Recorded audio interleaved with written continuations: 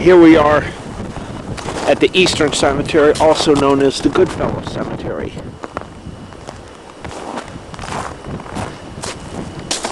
This area doesn't seem to have a hot zone anymore. Everywhere along it, I don't see no pipes.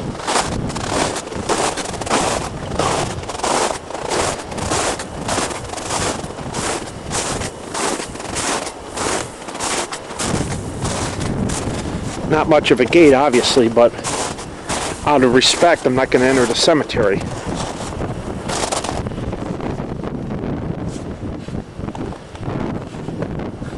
Don't know if this is the oldest one or not, but one thing is for certain.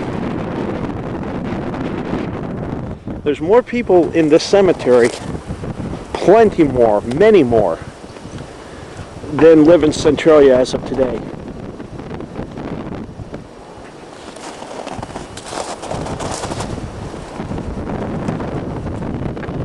Way back in that area up there, over that crest, is the landfill where it started.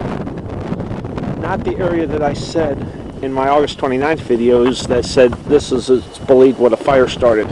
That was on the west side of town, just behind the St. Ignatius Cemetery. I would go up there, but I don't like the looks of these roads. It's a solid sheet of ice and powder underneath on top of that, so that's good traction versus slushy snow. But that's not what I'm worried about. What if it's so icy that I can't get up the hill or back down or whatever? It would be a mighty expensive tow bill. So discretion is the better part of valor here. This looks like it could have something to do with a fire, a vent of sorts. This is at the Goodfellow Cemetery again. But there's no heat, there's ice forming on it, so it's probably safe to say that this cemetery here is now cold. I believe at one time it was hot.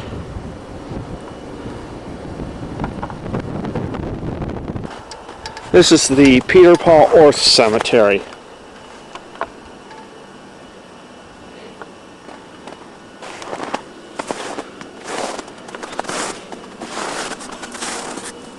Probably the smallest one in Centralia.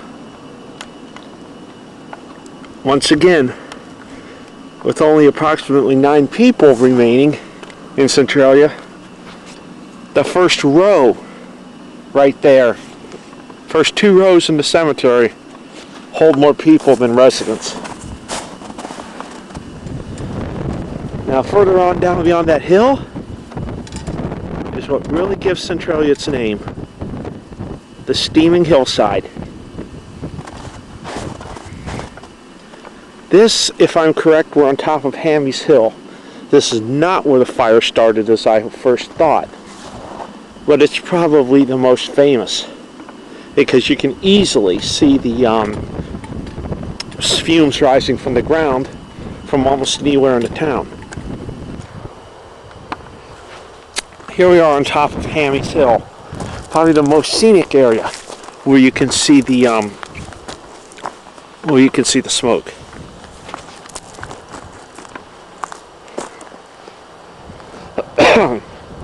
There is a notable sulfur smell in the area. Not overpowering, but it's definitely there.